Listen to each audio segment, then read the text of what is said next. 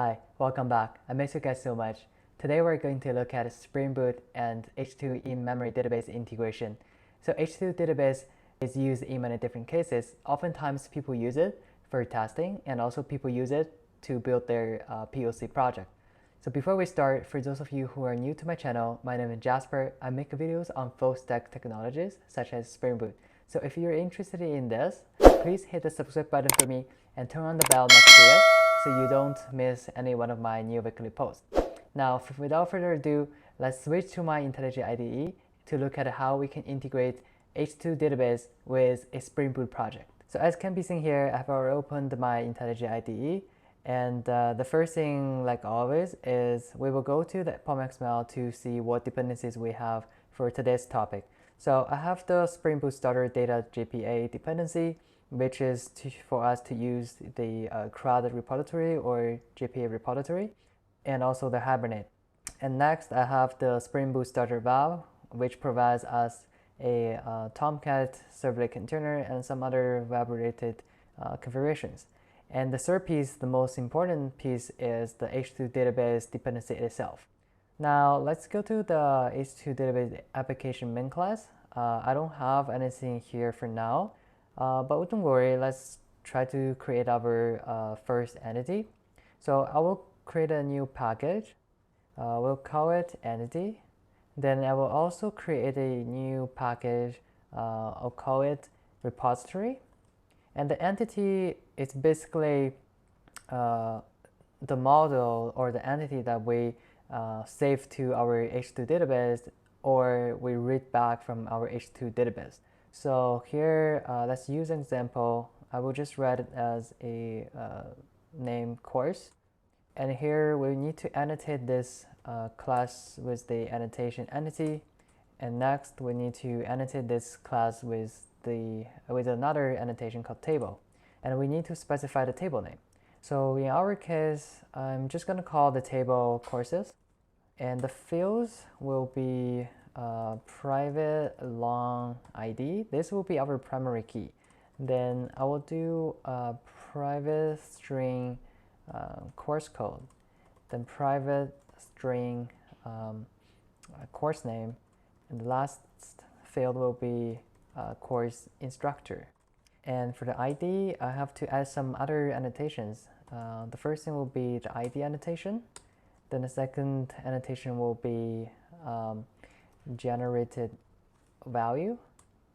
So the Hibernate will automatically generate ID for us when we save a record to the database.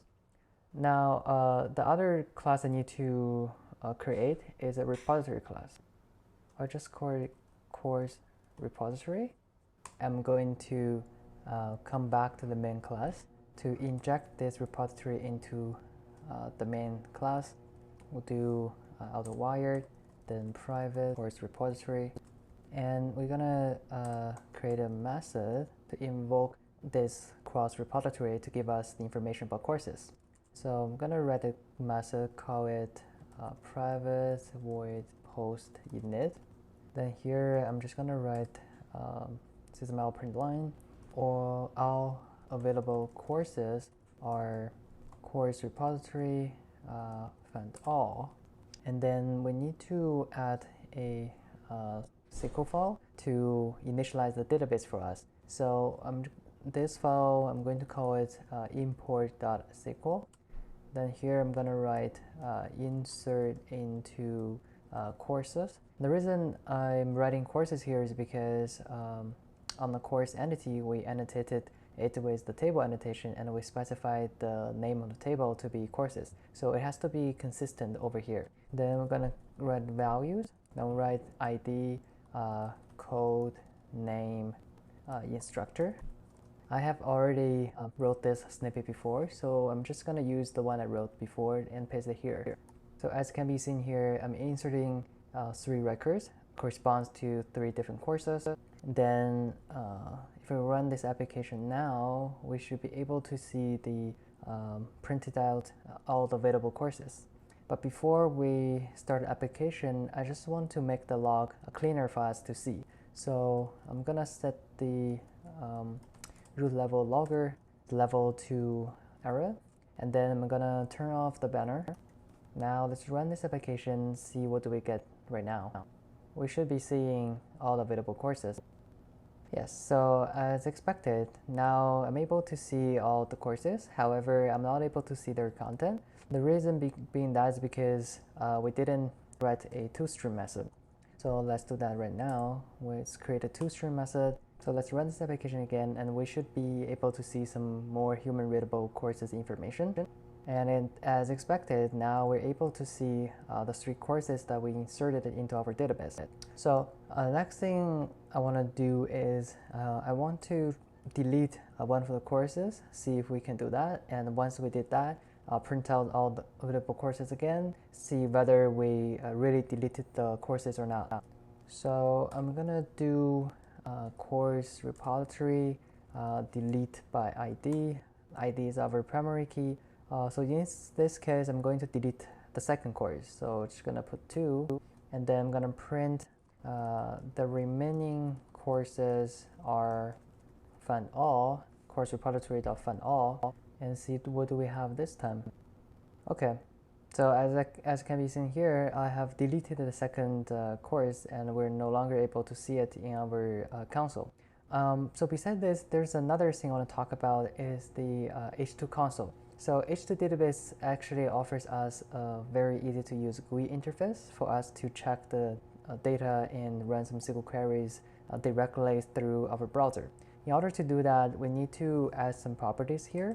The first thing I'm going to do is I need to explicitly define a data source. So I'm going to do JDBC H2 mem. I'm just going to call it school. Then I'm going to define a username. Just going to call it H2 mem. Then I'm going to define password 1234. Don't use this password in your production environment. It's too easy for people to guess it out. The next property I'm going to use is to enable the console, because by default, as can be seen here, is disabled. And I can add another property to customize the path. So by default, it's the /h2-console is your path to access this console. But I want to make it simpler, so I'm just going to call it H2.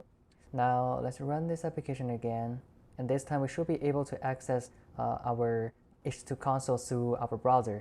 Okay, so let's go to the H2 path, and here is the console, and we have to make sure this JDBC URL is the same as what we put here, data source URL.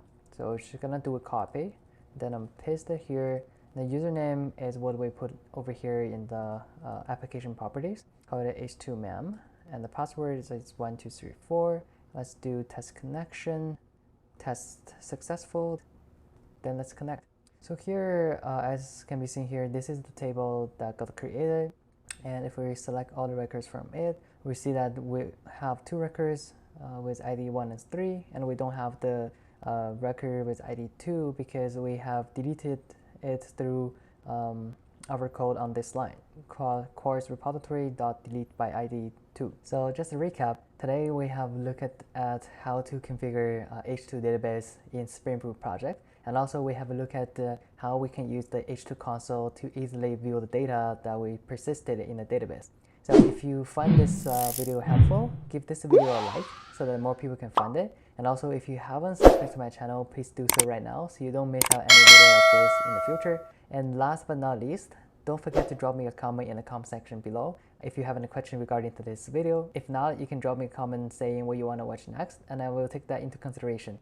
So that's it for now. I will see you guys next week. Bye for now.